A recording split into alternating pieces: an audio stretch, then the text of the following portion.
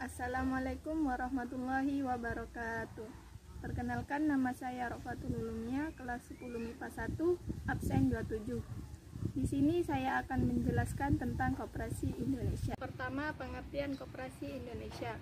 Koperasi Indonesia adalah organisasi bisnis yang dimiliki dan dioperasikan oleh individu demi kepentingan bersama.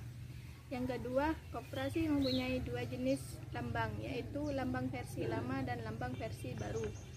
Berikut arti dari kedua lambang tersebut. Yang pertama, lambang koperasi lama. A.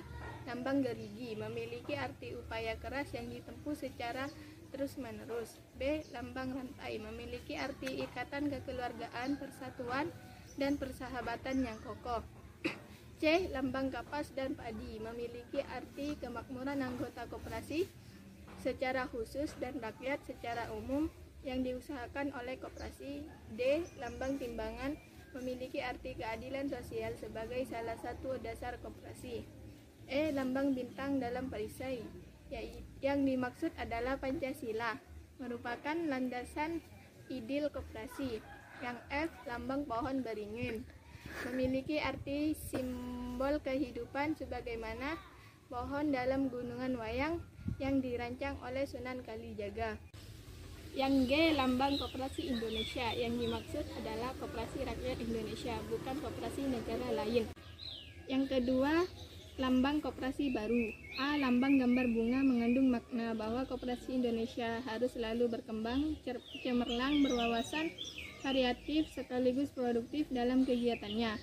Yang B. Lambang empat sudut pandang, artinya Indonesia harus menyalurkan aspirasi, kebersamaan, kemandirian, keadilan, dan demokrasi supaya selalu menuju keunggulan dalam persaingan global. Yang C. Lambang teks koperasi Indonesia, yang berkesinambungan sejajar rapi, mengandung makna adanya ikatan yang kuat baik dalam lingkungan internal maupun antara koperasi Indonesia dan para anggotanya. Yang D. Lambang Koperasi Indonesia, yang berwarna pastel, memberi kesan kalem sekaligus berwibawa. Selanjutnya, saya akan menjelaskan landasan, asas, dan tujuan koperasi. Berikut penjelasannya. Koperasi Indonesia memiliki 4 landasan sebagai berikut. Yang A. Landasan ideal adalah Pancasila sebagai alat untuk mencapai masyarakat yang makmur, adil, dan sejahtera. B. Landasan struktural ialah UUD 1945. Koperasi Indonesia diposisikan sebagai soko buru perekonomian nasional yang disebutkan dalam pasal 33 UUD 1945 dan UU Koperasi nomor 25 1992. Yang C. Landasan mental adalah solidaritas dan individual, artinya setia kawan dan kesadaran berpribadi. Yang D. Landasan operasional ialah pasal 33 ayat 1 UUD 1945 yang setelah amandemen ke-4. Asas-asas koperasi Indonesia. Asas koperasi adalah kekeluargaan dan asas gotong royong. Asas kekeluargaan artinya setiap anggota koperasi diharapkan memiliki kebersamaan dan toleransi yang tinggi kepada semua anggotanya. Asas gotong royong artinya setiap anggota koperasi tidak boleh memiliki sifat egois atau individualis serta mau dan mampu bekerja sama dengan anggotanya. Tujuan koperasi. Tujuan utama dibentuknya koperasi adalah untuk mewujudkan masyarakat yang adil, makmur, sejahtera, dan mandiri atas dasar Pancasila dan Undang-Undang Dasar Negara tahun 1945. Menurut Bapak Koperasi kita, Bung Hatta, tujuan koperasi tidak lain adalah melayani dan mencukupi kebutuhan bersama serta sebagai wadah partisipasi pelaku UMKM di Indonesia. Nilai-nilai koperasi. Berikut ini adalah nilai-nilai koperasi yang tertuang dalam Undang-Undang Koperasi pasal 15. Nilai yang mendasari kegiatan koperasi diantaranya A. Nilai kekeluargaan, B. Nilai menolong diri sendiri, C. Nilai bertanggung jawab, D. Nilai demokrasi, E. Nilai persamaan, yang F. Nilai berkeadilan, yang G. Nilai kemandirian. Nilai yang dipegang oleh anggota koperasi diantaranya A. Nilai kejujuran, B. Nilai keterbukaan, C. Nilai tanggung jawab, D. Nilai kepedulian terhadap sesama anggota serta orang lain. Prinsip Koperasi Indonesia. Prinsip merupakan hal yang menjadi panutan atau ideologi suatu badan usaha.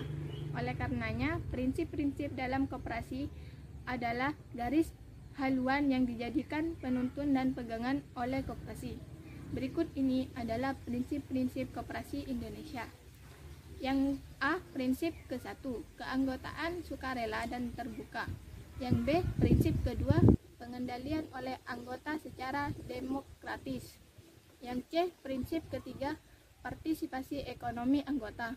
Yang D. Prinsip keempat, otonomi dan kebebasan. Yang E. Prinsip kelima, pendidikan, pelatihan, dan informasi. Yang F. Prinsip keenam, kerjasama antar koperasi. Yang G. Prinsip ketujuh, kepedulian terhadap komunitas. Jenis-jenis koperasi. Yang pertama, koperasi produksi adalah sebuah koperasi yang memiliki tujuan untuk membantu usaha para anggotanya atau melakukan usaha secara bersama-sama. Yang kedua, koperasi konsumsi adalah sebuah koperasi yang menjual berbagai barang kebutuhan pokok untuk para anggotanya. Yang ketiga, koperasi simpan pinjam atau KSP, biasanya juga dikenal sebagai koperasi kredit. Sesuai dengan namanya, koperasi ini menyediakan pinjaman uang dan untuk tempat menyimpan uang. Yang keempat, koperasi serba usaha atau KSU adalah jenis koperasi yang di dalamnya terdapat berbagai macam bentuk usaha. Bentuk usaha yang dilakukan bisa berupa gabungan antara koperasi produksi dan koperasi konsumsi atau antara koperasi produksi dan koperasi simpan pinjam. Yang kelima, koperasi sekolah. Biasa dapat dengan mudah kita temukan di berbagai sekolah, mulai dari SD, SMP, SMA, dan perguruan tinggi. Anggotanya terdiri dari guru, siswa, dan karyawan.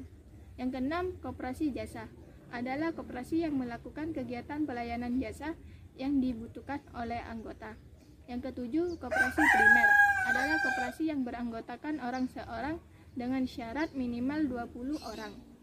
Yang ke-8, koperasi sekunder adalah koperasi yang didirikan oleh sebuah organisasi koperasi atau beranggotakan koperasi primer. Pengertian SHU.